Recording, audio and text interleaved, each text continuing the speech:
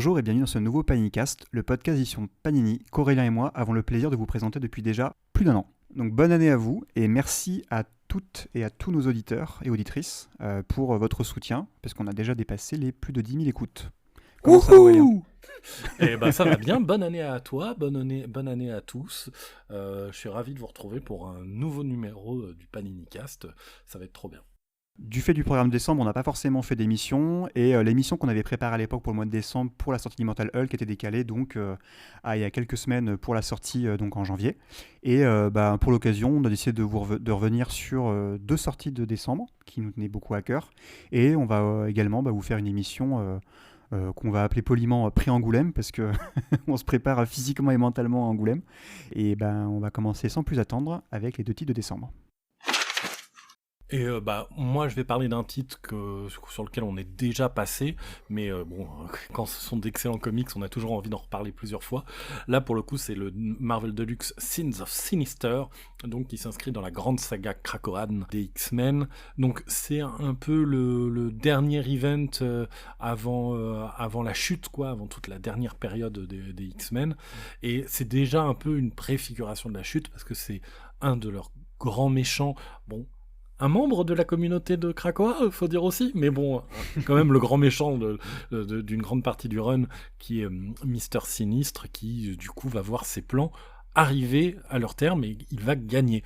Alors évidemment, Sinistre étant sinistre et étant à la fois un méchant terrifiant et à la fois une sorte de limace qu'on a envie d'écraser du coin de la chaussure, son plan réussissant, ça veut surtout dire que ça va lui retomber sur le coin de la tronche, et un futur où il a réussi à gagner et à faire du monde entier ce qu'il rêvait, un monde à son image, en fait c'est sa propre chambre de torture. Donc en fait on se retrouve dans une espèce de futur apocalyptique qui est un futur où Sinistre a gagné, sauf que Sinistre lui-même va pas spécialement apprécier ce futur-là, et on va se retrouver en fait à la fois voir des héros émerger dans cet univers dystopique, mais quand je dis dystopique, c'est-à-dire qu'à côté de ça, l'ère d'Apocalypse, ça a l'air d'être des vacances à Cancun, et la coque en moins. Et non, franchement, Sins of Sinister, c'est une succession de futurs plus ignobles les uns que les autres. Et le fait est qu'on va voir des héros émerger. Un Sinistre qui va se ranger du côté des héros, c'est jamais bon signe déjà. Et en fait, il y a un côté très, je crois que on en avait déjà parlé, mais il y a un côté très bande dessinée européenne alternative, un peu à la Métal Hurlant et compagnie, avec ces futurs dystopiques horribles et plein d'idées vraiment tordues imaginées par Kieron Gillen, Ali Wing et Cis Spurrier, qui rivalisent les uns avec les autres pour proposer les idées les plus glauquissimes possibles. Et évidemment, qui dit une future alternative dit en fait on peut passer outre, sauf que là évidemment c'est les scénaristes qui sont à l'ordre du jour étant beaucoup trop malins, ils ont bien évidemment réfléchi aux conséquences qui allaient sortir de cet event, et comme je disais, c'est le dernier event avant la chute, et cette chute elle est entre autres liée à ce qui se passe dans Sins of Sinister. Ouais, et puis en plus, comme on avait pu l'évoquer la dernière fois, outre les différents hommages qu'on va pouvoir retrouver à Star Wars, Warhammer 40 000 ou des choses comme ça, ce qui me plaît beaucoup dans cet event-là, c'est que on peut avoir un côté de tout ça pour ça, et j'ai envie de dire oui, mais c'est ce petit ça que ça va rajouter, cette petite idée en fait qui va être implantée dans l'idée de personnage, que certains personnages vont faire des décisions dégueulasses dans un univers alternatif, qui va du coup influencer leurs décisions et va influencer sur l'avenir de Krakoa. Et ça, je trouve que c'est vraiment le signe en fait d'un event très réussi, c'est que ok, il y a un côté commercial à faire un événement éditorial ou des choses comme ça, mais de le point de vue de la narration, c'est toujours utile, et surtout vous allez pouvoir mieux comprendre les actions de certains personnages. Je pense notamment à la réaction d'une certaine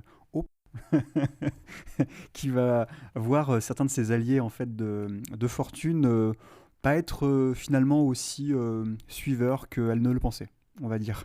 Ouais, c'est vrai que tu me fais penser à un truc. Alors là, ce sera plus. Je vais essayer de danser entre les gouttes des spoilers potentiels, mais c'est vrai que tu me fais penser à ce que fait Hope vers la fin de la saga Karakoan, notamment vraiment lors des derniers épisodes. Et je me dis que du coup, ouais, les actes qu'elle fait sont forcément influencés par ce qui s'est passé durant Sins of Sinister d'une manière ou d'une autre. C'est vrai que je l'avais même pas vu comme ça, mais ouais, c'est aussi d'ailleurs. Je pense il y a un moment où j'arrêterai de dire à quel point j'aime la saga Krakoa, mais c'est vrai que ça fait partie des trucs qui sont géniaux dans une saga aussi longue, c'est que quand on relit des morceaux ou des events comme ça, on débloque des nouvelles idées, des nouveaux liens qu'on n'avait pas fait forcément initialement.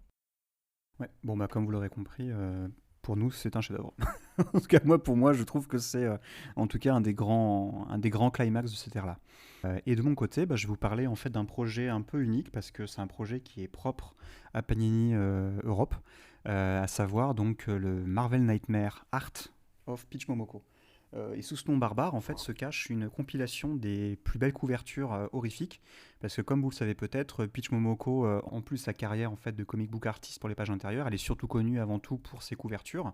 Elle a même eu, je crois, 2 Eisner Awards, Ouais, il me c'est ce que j'aurais semble. dit Enfin, en aussi. tout cas, au moins un, c'est sûr. Et elle fonctionne. Ce qui est intéressant, c'est qu'elle fonctionne par vagues souvent. C'est-à-dire que elle a des périodes un peu créatives avec des fois des manières de faire des couvertures qui vont changer et qui vont arriver un peu par grappe. Et c'est vrai que pendant un moment, elle a fait pas mal de couvertures horrifiques. Elle avait déjà commencé parce que initialement, comme elle avait pu le dire en fait au micro d'Arnaud, je crois, dans le First Print ou même dans la masterclass qu'elle avait faite à Angoulême l'an dernier, au départ, elle vient en fait de magazines qui sont plutôt gothiques slash érotiques, donc c'est vraiment sa culture graphique là-dedans. Ouais, d'ailleurs, micro-parenthèse, mais c'est vrai qu'on imagine que le shoujo, c'est avant tout de la romance, mais au Japon, Junji Ito, par exemple, et l'horreur, d'une manière générale, c'est du shoujo.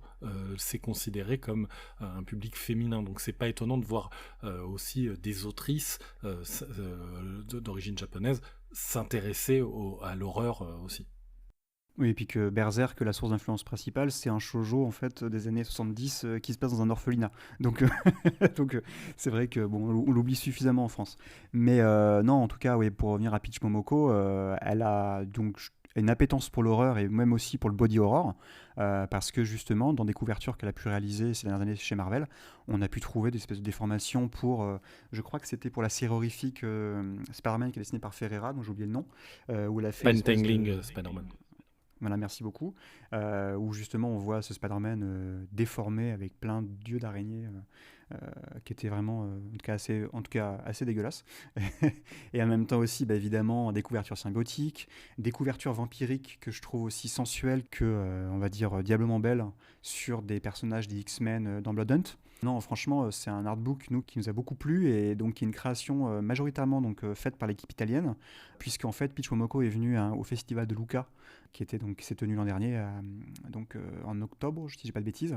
Et pour l'occasion, l'occasion de sa venue, l'Italie avait réalisé cet artbook-là, et donc on est très content de vous proposer, d'autant plus que on a eu aussi la possibilité d'inclure également quelques textes qui reviennent aussi sur l'histoire, notamment des yokai ou des choses comme ça, et également aussi, pour qu'on avait le matériel disponible, des versions crayonnées, donc aussi pour voir les étapes qu'il peut y avoir dans les couvertures, et qui rappellent à toutes et tous ceux qui ne veulent pas encore l'entendre que c'est une grande artiste, et donc du coup c'est aussi une très grande dessinatrice avec une certaine technique, et surtout qui évolue et qui change beaucoup. Ouais, c'est vrai que c'est toujours un plaisir de voir son évolution. Et notamment, je pense il y a beaucoup d'idées préconçues qui ont dû commencer à tomber au fur et à mesure de la lecture d'Ultimate X-Men. Qui, justement, tu parlais d'horreur, justement, met les deux pieds dedans, pour le coup, Complètement. avec des premiers numéros qui sont dignes de jeux. Moi, je pense à Shin Megami Tensei ou des choses comme ça, avec ce côté monde un peu parallèle qui peut s'ouvrir, avec des pouvoirs un peu horrifiques. Voilà. Donc, en tout cas, si vous êtes fan de Peach Momoko, je pense que de toute façon, vous n'êtes pas passé à côté de Starbook, à mon avis. Et donc, ensuite, mois de décembre et 2024, c'est bon. Hop, Check. c'est bouclé. Et mois de janvier oblige, on profite souvent donc, du début d'année calendaire pour vous proposer donc, des numéros 1 et aussi les gros événements de l'année passée. Donc là, en l'occurrence, on va vous parler donc, de Blood Hunt rapidement, puisqu'on a déjà parlé un peu, Ouais, mais surtout pour vous parler de la relance des X-Men. tout à fait. Alors déjà sur Blood Hunt, c'est l'event de ce début d'année, d'ailleurs presque de l'année. En tout cas, c'est signé par Jed MacKay au scénario que vous avez lu déjà peut-être sur Moon Knight ou sur les premiers épisodes de la nouvelle série Avengers. Et au dessin, donc on retrouve le génial, le génie, et notre futur invité à Angoulême d'ici quelques jours maintenant, quand vous écoutez cette émission, Pépé Larraz, qui brille de mille feux dans cette saga. Saga qui, et c'est pas si fréquent mine de rien dans les grandes sagas Marvel de ces dernières années, peut vraiment se prendre comme ça à la volée sans avoir rien lu avant. Évidemment, vu que c'est Jed MacKay, il va quand même faire un petit peu des liens avec ce qu'il écrit, par exemple sur Strange ou sur Moon Knight et des choses comme ça. Quand même, ou sur les Avengers, il va tisser comme ça ici et là des choses qui renvoient aux personnages sur lesquels il est en train de travailler au moment où Blood Hunt sort. Mais sorti de ça, et vraiment, et encore une fois, c'est des liens, il n'y a pas besoin d'être à jour pour complètement profiter de la série. C'est vrai que c'est vraiment une série 100% accessible et vraiment avec un côté à la fois blockbuster, avec des twists et des trucs comme ça, et à la fois il y a un côté... il n'hésite pas à aller chercher la référence un peu obscure sous forme de clin d'œil, que si on n'a jamais lu le truc de la référence de base, c'est pas grave, et à la fois, si on est un mordu, j'ai envie de dire, de l'histoire Marvel, on va faire « Ah ouais, alors là, il fait référence à ça, waouh !» C'est le truc qui a 20 ans, ou des trucs comme ça. C'est assez marrant, quoi, comme manière d'écrire, et ça donne une dynamique assez différente de pas mal d'autres events, quoi. J'ai envie de dire, c'est peut-être même de la mauvaise pub de le dire comme ça, mais c'est pas l'event Marvel qui va tout changer. C'est évidemment le truc qu'on entend parfois, mais c'est l'event Marvel qui est ultra fun à lire. Il est vraiment, vraiment, c'est du plaisir en barre. Ouais, c'est très popcorn et je te reprends juste sur le fait que ça va rien changer parce que je spoilerai pas les conséquences, enfin plutôt la conclusion de Blood Hunt, mais disons que la solution qu'ils vont trouver pour résoudre le conflit lié Ouais. à Blood Hunt va avoir des conséquences au univers Marvel parce que on est reparti a priori pour le moment donc pour quelques mois et jusqu'à un event qui est teasé à la fin sur une période éditoriale qui peut rappeler à l'époque les grandes heures de Dark Reign, donc début des années 2000, quand la série Avengers était le navire amiral de Bendis dans la Maison des Idées. Et ce qui est intéressant, c'est que donc, Jed MacKay, qui est peut-être le seul scénariste, je crois, à avoir chapeauté et les Avengers et du coup les X-Men du même front, là-dessus, ce qui est intéressant, c'est qu'il semble en tout cas du coup donner une direction en tout cas éditoriale assez intéressante dans les prochains mois à venir chez Marvel, direction qu'on vous proposera en VF d'ici, je pense à mon avis milieu d'année peut-être, si j'ai pas de bêtises, je sais plus trop quand on commence, mais Bon, on va en rester là, on vous le proposera de toute façon. Mais, oui c'est sûr. mais voilà. Mais c'est vrai qu'on va rester très flou. Oui, il y a des conséquences, évidemment. Ça reste un event Marvel. Ils vont pas finir en faisant et hop là, on passe un coup de balai, c'est bon. Il se passe des trucs. Mais c'est vrai tuer que les cadavres. c'est vrai qu'il n'y a pas un. C'est comment dire. C'est pas la volonté, c'est pas non plus, je trouve, de faire un truc où on modifie complètement la phase de l'univers Marvel à toutes les 3 pages. Il y a un truc comme ça où, avant tout, pour moi, le premier truc, c'est de raconter une histoire fun au sein de la saga. Je sais pas si tu vois ce que je veux dire. Oui, non, si, tout à fait, hein, tout à fait. Mais c'est vrai qu'après, du coup, justement, les conséquences, on a l'impression qu'elles vont se faire plus sur la longueur. Ouais. Et que c'est ça aussi qui est intéressant, c'est que justement, on sait qu'on a un horizon, un peu comme dans Ultimate d'ailleurs, on sait qu'on a un horizon avec le Maker, mais on sait pas quand. Ouais. C'est ça qui va être intéressant à voir. Et c'est vrai que pour refaire le lien, toi tu parlais de Dark Reign, moi je reparlerais même de Civil War, c'est-à-dire que oui. les conclusions à la fin de Civil War, elles vont infuser longtemps.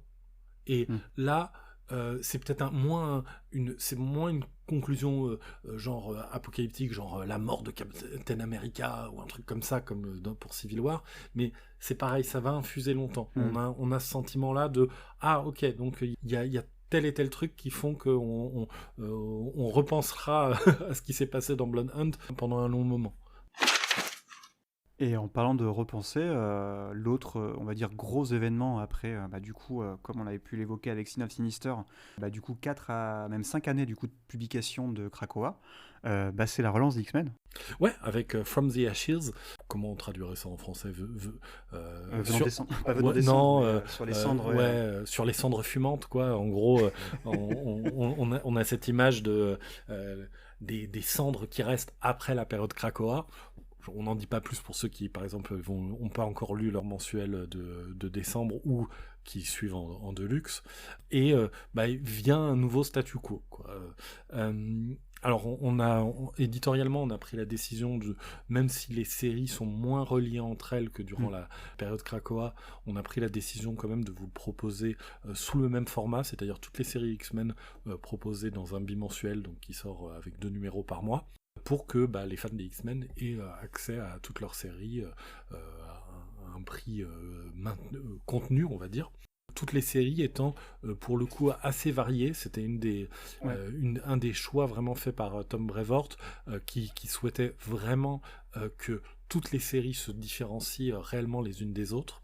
Et aussi en ramenant sur le devant de la scène les héros emblématiques des X-Men, tout en créant des nouvelles équipes. Alors des équipes aussi relativement stables. Son but c'était aussi que les équipes, il y ait moins de turnover, etc. Oui, parce que c'est vrai que ce From the Ashes, le changement aussi, on va dire, il est sur les équipes, donc sur les personnages, il est sur les auteurs, il y a plein de nouveaux auteurs et autrices, on va en parler dans quelques instants, mais il est aussi du point de vue éditorial, parce que Jordan D. White, qui s'est occupé de toute la période éditoriale depuis House of X1, a passé la main du coup à Tom Brevoort, qui lui quitte les Avengers qu'il chapeautait depuis 25 ans.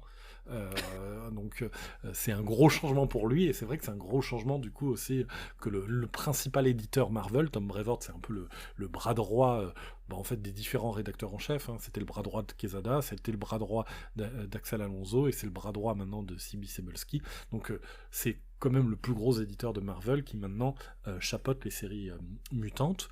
Et on se retrouve du coup avec 3 séries principales qui sont X-Men sans adjectif par Jed McKay et Ryan Stegman, où c'est une équipe qu'on va appeler un peu les X-Men de l'Alaska, parce qu'elle est située du coup...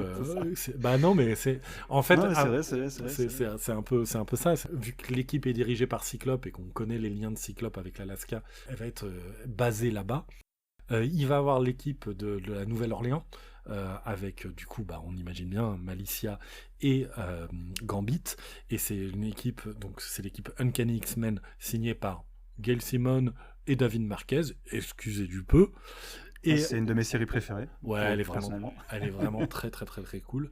La série qui grandit de plus en plus dans mon cœur, numéro après numéro, c'est Exceptional X-Men, qui est la série où on va suivre Shadowcat et Emma Frost, sacré duo, et une nouvelle génération de mutants, qui du coup c'est signé par Heavy Wing et Carmen Carnero au dessin, et pour le coup c'est une série qui est beaucoup moins super héroïque que les autres, beaucoup plus douce, j'ai envie de dire. Comme ça, on est vraiment sur les interactions entre personnages, vraiment centré là-dessus. Et comme je disais, c'est vraiment la série qui grandit dans mon cœur, épisode après épisode. Et puis à côté de ça, je vais pas lister tout, parce qu'il y a X-Force, il y a X-Factor, il y a... Vas-y. Moi, je cite mon deuxième chouchou, c'est X-Factor de Mark Russell. Et Bob Quinn au dessin. Ouais, qui a une approche très...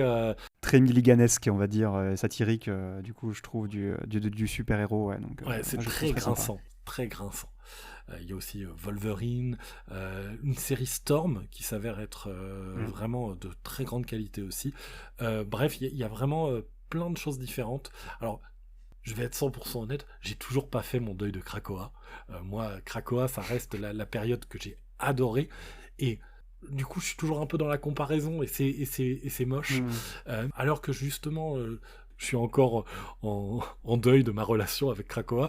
Je suis quand même super satisfait de cette période mutante. Vraiment, il y a vraiment beaucoup de bonnes séries. Il y en a vraiment très peu où moi ça m'intéresse pas, quoi, où je me dis ah non, celle-là, bof. La plupart me plaisent énormément, quoi. Et puis, on avait déjà pu l'aborder cette question-là avec les suites ou qu'est-ce qu'on fait après un grand run. Et là, bah, encore une fois, on va pas acheter nos Shanty qui vient après Miller. Donc là, c'est un peu pareil, quoi. C'est-à-dire en mode, faut laisser le temps et il faut se dire bah, que c'est pas la même chose, c'est pas le même cible non plus, parce que les X-Men vont rentrer entre guillemets dans la cour des grands. De chez Marvel à nouveau, parce que bah, on sent très bien que cette impulsion qui va être donnée à Marvel dans les prochaines années, c'est les X-Men. Et d'ailleurs, après avoir été relativement, on va dire, mis à Isolé, part ouais. de beaucoup d'événements en fait éditoriaux, ben déjà on a outre un premier crossover entre mutants, un crossover entre Avengers qui va arriver. On attend de voir les prochains events aussi de Marvel pour voir quelle implication ils auront.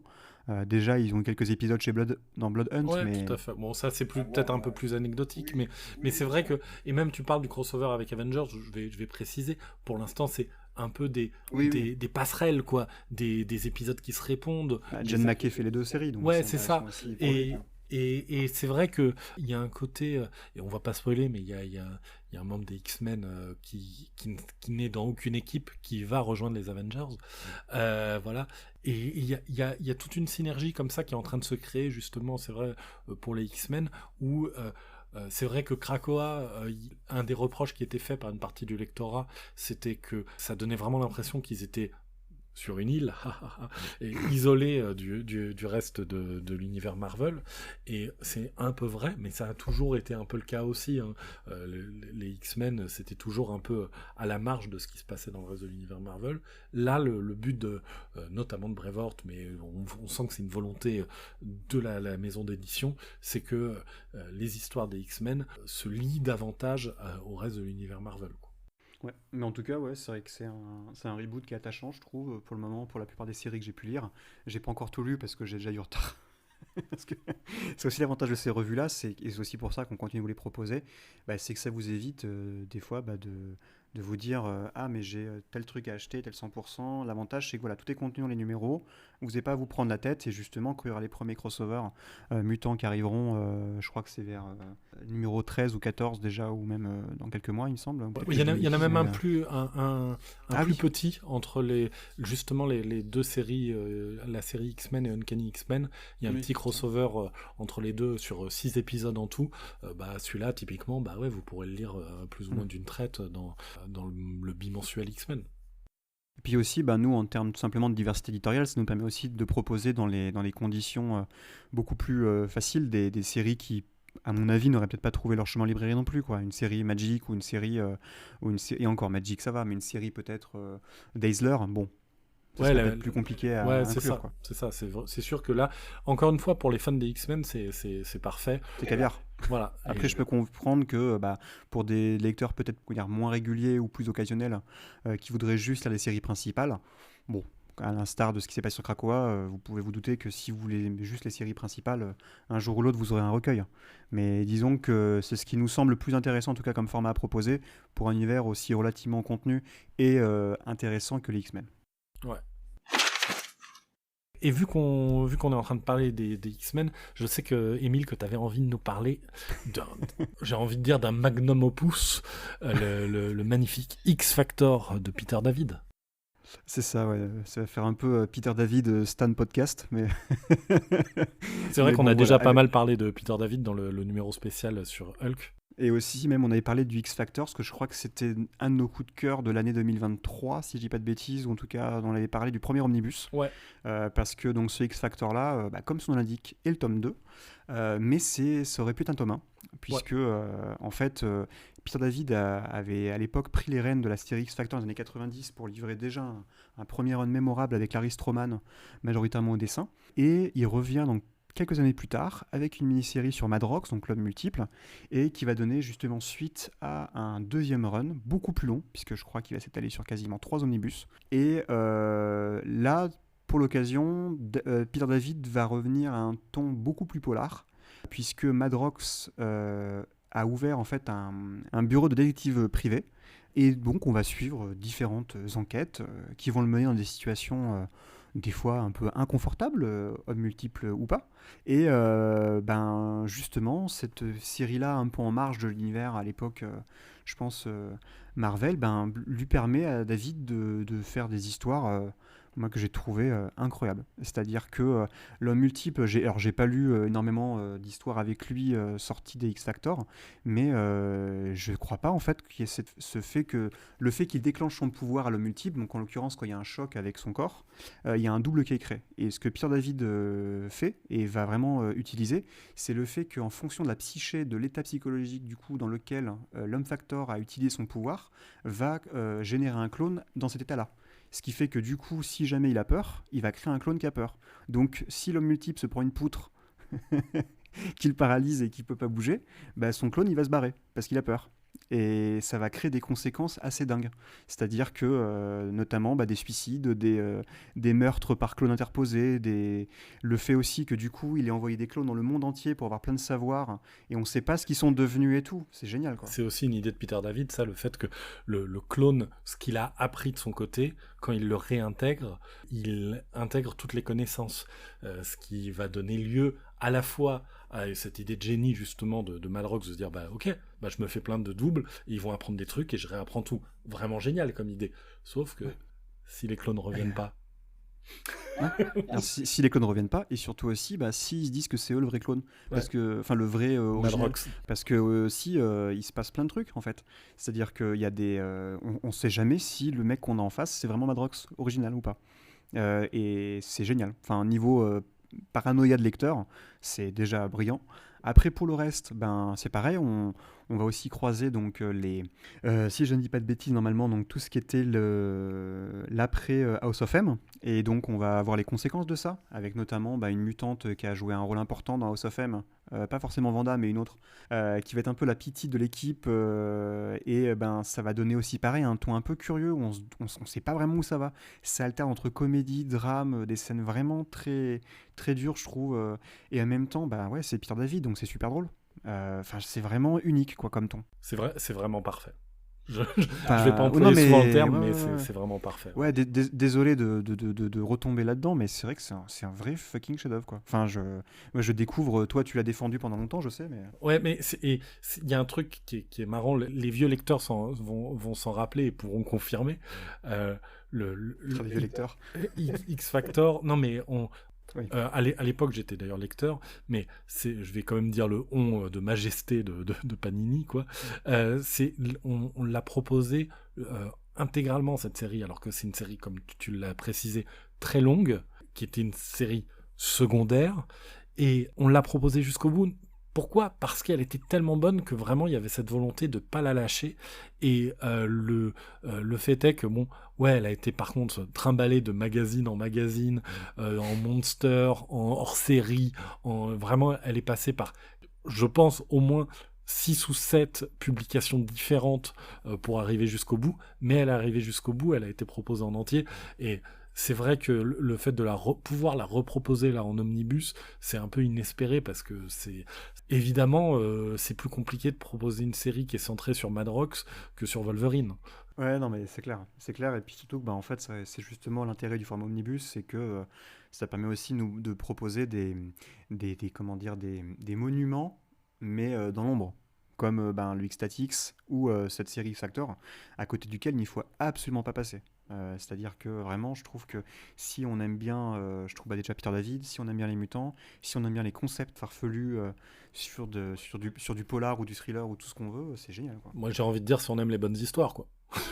Oui, oui, bon. Non mais en vrai, Je tourne en rond, mais en vrai, non je mais pense en que je vrai, comprends pas comment. Je pense que tout le monde peut aimer, quoi. ouais voilà, c'est ça. Si on aime les bonnes histoires, on aimera le X-Factor de Peter David. Point. Voilà, la partie graphique, c'est peut-être entre guillemets le point faible, mais pareil aussi, c'est pareillement un point faible dans le sens où, ok, c'est pas Pepe Larraz ou c'est peut-être pas des artistes de premier plan, mais encore Bah, une fois. Ryan Sook quand même sur les premiers épisodes.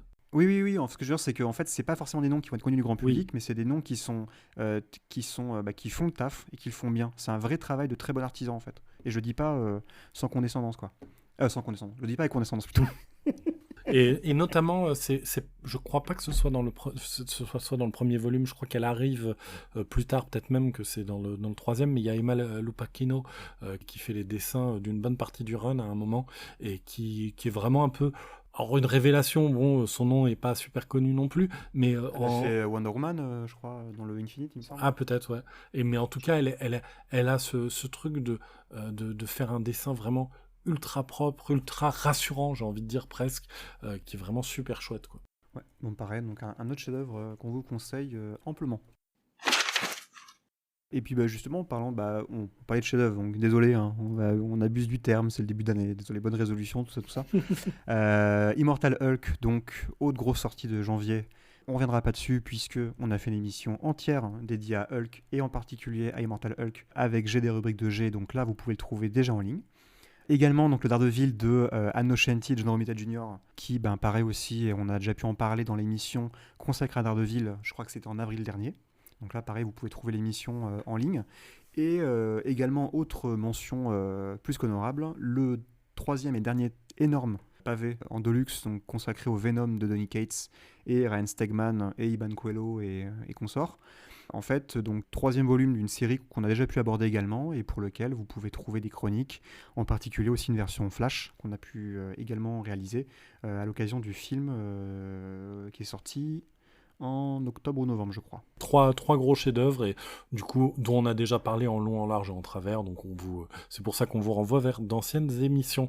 Mais si même, en gros, faites-nous confiance, allez les lire. C'est ça, source, t'inquiète frère.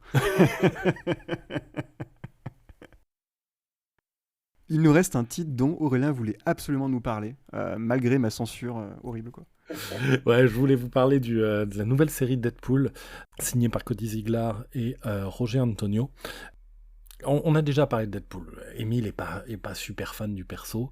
Moi, comme je l'avais expliqué, de base non plus, mais en fait, je me suis fait embarquer par Jerry Duggan et Brian Posehn lors de leur run, et depuis, je suis devenu un lecteur un peu régulier du Mercenaire d'Isère. Par exemple, c'est vrai que dans les recos, j'avais pas forcément parlé du run d'Alyssa Wong, alors qu'il est très sympa, parce que c'est vrai que il était un peu court, typiquement, il était en 2 tomes, il était sympatoche, mais en fait, au moment où vraiment il commençait à s'envoler, il s'arrêtait, quoi, et voilà, il y a des runs comme ça qui sont sympas, mais bon, on va dire, c'est le fait de pouvoir suivre les aventures du personnage qui est cool. Et c'est vrai qu'en plus, le run d'Alyssa Wong, alors je fais toute une intro sur le run précédent, mais il y a une idée derrière, c'est que le run d'Alyssa Wong, au moment où il s'arrêtait, j'étais là, ah c'est con, parce qu'elle a introduit vraiment plein de concepts, plein de trucs super chouettes, et comme souvent, le scénariste d'après, je me doute, va pas les utiliser, il va faire un peu son droit d'inventaire, et il va passer à autre chose. Bon, tant pis, c'est dommage, quoi, voilà.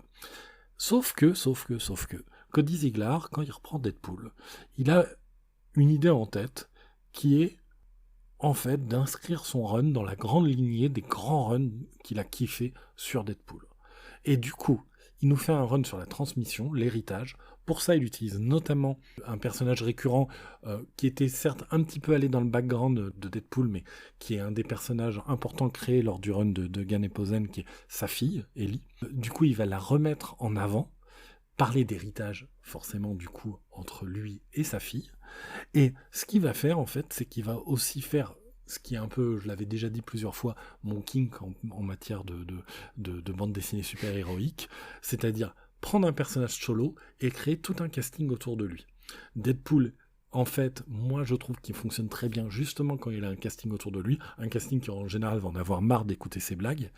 Et le fait est que là, ce qu'il va faire, il va le faire en faisant référence à quoi comme run, au run de Gail Simone sur Deadpool, où elle avait par exemple mis à côté d'Agent X le personnage du maître de corvée. Et du coup, il va réintroduire le maître de corvée dans l'entourage de Deadpool. Et il va s'inscrire donc dans la lignée du run de Gunn et Posehn en utilisant sa fille Ellie. Il va s'inscrire dans la lignée du run d'Alyssa Wong qui venait de se terminer justement en utilisant... Alors comment le dire simplement ? Deadpool a une deuxième fille qui est en fait un chien, qui est en fait un symbiote. Bon. Là j'avoue, j'avais pas suivi depuis un moment, j'étais un peu largué.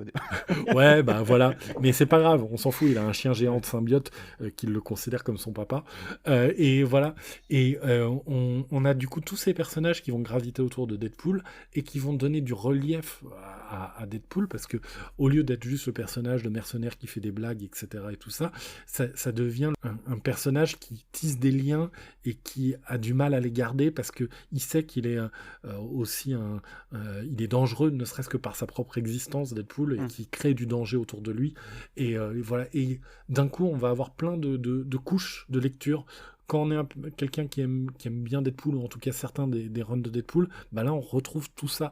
On va retrouver de la profondeur au personnage, on va retrouver du sens aussi, je trouve. Pourquoi suivre ses aventures si c'est juste une énorme blague? C'est un petit peu parfois la question qu'on peut avoir quand on lit du Deadpool. Bah là, il n'y a pas qu'une blague, il y a aussi les liens qu'il a avec les personnages autour. Et honnêtement, moi, il y a plusieurs moments où j'ai eu peur pour tel ou tel autre perso qui gravite autour de lui. Donc, voilà, vraiment, je l'ai lu juste durant les vacances là de décembre, et à la base, je l'avais laissé un petit peu justement de côté parce que c'est vrai que j'étais pas forcément toujours ultra enthousiaste sur les derniers runs de Deadpool, notamment parce qu'il s'arrêtait parfois un peu vite. Et là, on est déjà une douzaine d'épisodes en VO, et plus ça avance, plus je suis à fond, plus les liens qu'il y a entre les différents personnages sont intéressants, touchants, agaçants aussi, parfois, c'est Deadpool. Voilà, et vraiment, ça a été un peu un coup de cœur inattendu, quoi, mais vraiment, voilà, Cody Ziglar, j'avais bien aimé ce qu'il avait fait sur Miles Morales, et d'ailleurs j'aime toujours bien, mais là, sur Deadpool, c'est vraiment, il réussit un home run pour moi. Oui, genre, sans être aussi enthousiaste que toi, je l'avoue, sur le, sur le 100%, je l'ai commencé, effectivement, c'est moins dur à lire pour moi que d'autres runs de Deadpool. C'est-à-dire, du coup, j'ai moins l'impression de mourir à l'intérieur, quoi. T'es fan de Deadpool, ça se sent. Ouais, donc non, mais bon, en tout cas, ou disons que oui, j'ai trouvé ça plus divertissant que d'autres. Et c'est vrai que le côté clown triste, dont on avait pu parler, alors je sais plus si c'est toi ou si c'est la librairie Excalibur qui a fait un long post aussi sur le sujet, je trouvais ça très à propos, effectivement. C'est-à-dire qu'à l'instar d'un épisode très précis du run de Gann, où justement Deadpool est dans les cendres de personnes qu'il a aimées, on retrouve ce côté-là en fait en filigrane dans le run, et c'est vrai que c'est pas pour me déplaire. Même si, bon, honnêtement, je l'ai déjà dit, c'est pas un personnage avec lequel j'ai des attaches, et très honnêtement, bon, c'est pas forcément un run sur lequel je suis sûr d'aller jusqu'au bout, mais en tout cas, c'est vrai que je trouve que c'est suffisamment bien fait, en tout cas, pour me plaire un minimum. Et c'est déjà pas mal. Et genre, sur le personnage, j'entends, ça fait un peu pédandi comme ça, mais j'entends sur le personnage. je rajoute un petit mot sur Roger Antonio, qui est, je disais, Emma Lupacchino, c'est le genre de dessinatrice qui fait un truc confortable. Roger Antonio, c'est un peu la même chose. Il avait, il était arrivé dans le monde du She-Hulk aussi, je crois. Non, il avait fait X-Men Red déjà, à la suite de Mahmoud Asrar, donc suivre Mahmoud Asrar, voilà. Et il avait fait un truc qui était vraiment chouette. Et après ça, il avait entre autres travaillé aussi sur TIE Fighter. Mais il me semble, t'es sûr qu'il a pas fait les 2 premiers de She-Hulk avant qu'il soit remplacé? Ah si, c'est vrai. Les 3 premiers même, autant pour moi. Mais ouais, Roger Antonio, ouais, il fait partie de ces dessinateurs que je trouve ultra confortables. On sait que il va faire un dessin agréable et tout du long, et surtout fiable, quoi. Il est capable d'enchaîner les épisodes. Donc voilà, il y a un vrai côté ultra satisfaisant aussi du côté du dessin. Les très bons artisans sur lesquels reposent beaucoup de titres, même comment dire, de toute qualité, et qui sont vraiment. Non, mais tu sais, c'est le maillon un peu, je trouve, ces dessinateurs-là quand même. C'est quand même. Il y a beaucoup de séries, quelle que soit leur qualité, qui reposent sur ce genre de dessinateurs en fait. Pas des dessinateurs qui vont peut-être briller et dont on reparlera avec des étoiles dans les yeux dans 30-40 ans, mais sur lesquels reposent beaucoup de bonnes séries, comme on parlait d'X-Factor ou même d'autres. Ouais, ailleurs, les dessinateurs comme ça que tu sais que tu vas prendre l'épisode et que ça va être bien dessiné, ça va être agréable de bout en bout. Voilà, c'est pas ceux que tu vas citer en dessinateur préféré, mais c'est ceux qui sont rassurants, quoi, quand tu vois leur nom sur la couve. Exactement. Du coup, Émile, petite reco ? Je décide de vous parler du coup d'un manga qui s'appelle Ocean Rush, donc de John Tarachine, une autrice qui est publiée majoritairement chez Akata et qui parle du troisième âge et de cinéma. Donc 2 sujets qui ne sont pas forcément les plus, on va dire, abordés en manga. Et en fait, ce manga s'intéresse à un personnage qui s'appelle Umiko, qui est une sexagénaire qui a perdu en fait son mari et qui décide de se réinscrire à la fac parce qu'en fait, avec son mari, elle avait un petit bonheur, c'était d'aller en salle voir des films. Et le sentiment que procurait le visionnage de ces films avec son mari, elle aimerait le refaire et surtout le réaliser elle-même en devenant une réalisatrice de films. Et donc elle va reprendre la fac, prendre des cours de cinéma, elle qui a de mémoire, je crois, surtout été, donc femme au foyer. Et elle va en fait faire une espèce de rencontre artistique avec un jeune garçon qui est très beau et qui lui, en fait, on voit un contexte familial un peu compliqué et du coup doit enchaîner pas mal de boulot à côté pour arriver à faire sa carrière de mannequin, sa carrière en même temps enfin plutôt son parcours d'étudiant et du coup de futurs acteurs de l'industrie du cinéma. Et c'est vraiment très bien. Déjà, c'est très bien parce que graphiquement, John Tarachines, c'est une autrice qui, je trouve, pareil, a un trait qui est assez particulier, je trouve, avec des manières de dessiner des personnages. Je trouve qu'elle fait des pages couleurs qui sont magnifiques. En tout cas, tous les personnages sont très bien caractérisés. Et surtout aussi, je trouve que c'est un des titres qui parle le mieux aussi de la passion du cinéma, via une métaphore qu'on retrouve aussi bien dans le titre japonais comme la traduction Ocean Rush, que dans le nom de son personnage principal, Umiko en fait, donc on retrouve Umi qui veut dire la mer, et en fait le thème de la mer et en fait cette métaphore de la passion qui envahit les gens, c'est un truc que je trouve vraiment intéressant, parce que la mer c'est souvent un symbole morbide des fois dans pas mal d'œuvres japonaises, chez Kitano ou chez Akimi Yoshida par exemple, et là c'est pas du tout un symbole morbide, c'est plutôt le symbole à la fois de l'émotion qui va en fait faire transporter les personnages, et c'est aussi une métaphore du parcours du combattant pour réaliser un film pour son personnage principal. Donc en tout cas, moi, c'est une reco que je fais avec grand plaisir, parce que c'est une série qui est encore en cours, qui fait pour le moment 6 volumes, si je dis pas de bêtises, et qui continue, et j'espère va continuer un petit moment, parce que c'est pas toujours le cas. C'est pas toujours dans les mangas qu'on aborde et le troisième âge et le cinéma.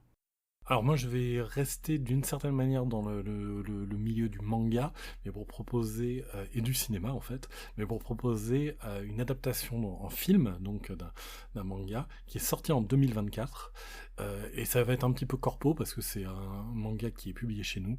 Et je vais parler de l'adaptation City Hunter en film qui est dispo sur Netflix actuellement et qui est sorti durant l'année. Et pour le coup j'ai mis en pause pour venir enregistrer ce podcast et donc j'en suis encore au début du film, donc c'est peut-être un petit peu une arnaque de vous parler d'un film que je n'ai pas encore fini de regarder. Escroc. Mais en vrai du coup là j'étais au bout de la première demi-heure et je peux déjà dire que c'est une adaptation qui est super réussie dans le sens où chaque personnage, que ce soit Ryo, que ce soit Kaori, que ce soit Saeko et même l'intrigue de l'Angel Dust et tout ça, on a l'impression de vraiment de retrouver la BD en live. Notamment l'acteur qui joue Ryo, il arrive aussi bien à faire des têtes de cons débiles, de pervers, etc., avec une tronche en biais complètement hallucinante, et à la scène d'après, d'avoir un charisme de malade, genre je suis le beau gosse, et écoutez ce que je vous dis, parce que là maintenant on est dans un moment sérieux. Donc vraiment, il y a une vraie réussite là-dessus, sur tous les aspects de l'adaptation du manga en live. Donc peut-être que ça devient complètement nul à partir de la 32e minute, mais pour l'instant, en tout cas, je me suis vraiment éclaté à regarder le début. Et ouais, pour faire un petit point sur l'auteur, sur l'acteur, en fait, c'est un acteur que les déviants connaissent déjà, parce qu'il joue un personnage qui s'appelle Hentai Kamen, qui est en fait une espèce de parodie de Sentai avec un slip sur la tête. Ah mais je l'ai vu ce film. Oui, mais sauf quoi, il est masqué en fait une bonne partie du film de mémoire, et donc il est très bien gaulé, et donc je pense que c'est pour ça qu'il réussit aussi bien ce mélange beau gosse, très à l'aise dans les scènes d'action comme dans les scènes de comédie un peu grivoises. Ouais, non, il y a vraiment, j'ai été surpris. Je l'ai mis un peu à reculons parce que j'ai un ami qui m'en a dit beaucoup de bien et j'étais là, vraiment. Et en fait, non, vraiment, pour l'instant, en tout cas, j'ai vraiment grand plaisir à retrouver l'ambiance du manga, quoi. Tout ce que Saojo est disponible aux éditions Panini Manga. Et c'est pas souvent que dans les recos on fait de la cross-promotion. Ouais. Allez, bon, en tout cas, merci beaucoup pour votre écoute de ce numéro consacré aux sorties du mois de janvier et décembre. Et merci Aurélien pour cette reco de la première demi-heure du film. Du coup, au mois prochain, vous vous retrouvez peut-être avec la reco des dernières demi-heures. Peut-être, on ne sait pas. Peut-être, on ne sait pas. Et du coup, un programme nettement plus chargé. Et peut-être avec des interventions exclusives donc, depuis Angoulême. Merci beaucoup, bonne journée et au revoir. Au revoir.